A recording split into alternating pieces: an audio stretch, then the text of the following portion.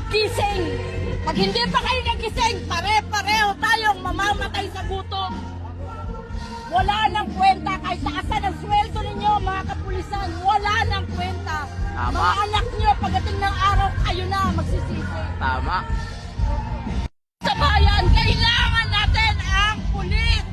Kailangan ng AFP. Magising kayo. Maawa kayo sa bayan. Sa pamilya ninyo. Kung kayo mawala ng sweldo, may halaga pa may pera. Wala na. $1 equals to 60 pesos. Mabagsak na bagsak ang inyong ekonomiya. Binobola nyo na lang ang media. Oh. Bakit nyo kami dadalhan na napakaraming PNP? Ano kami? Diba? Ayaw nyo, magkagaya, bantayan ninyo. Hindi, ganyan oh. Nagporma kayo, ayaw nyo kami pagsalitain. Anong klase to? Oh. Wala kayong mga isip.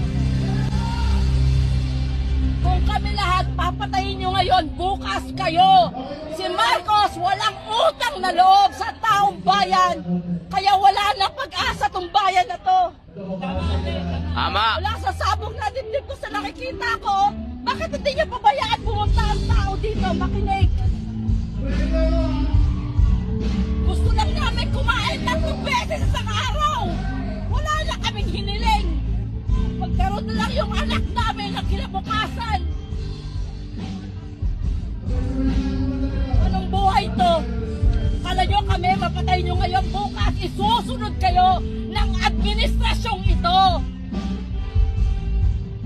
Tama. Pinipilit kunin ang pera na nasa account ko. Nung hindi ko binigay, gusto ko padalahan ng ICC aeroplano. Oh, hindi nila nagawa sa akin. Walang gagong bansa magpapadala ng aeroplano. Kaya pagdating kay Tatay Digong, naka-ready ang aeroplano. I'm ready to die. Patayin nyo na ako ngayon.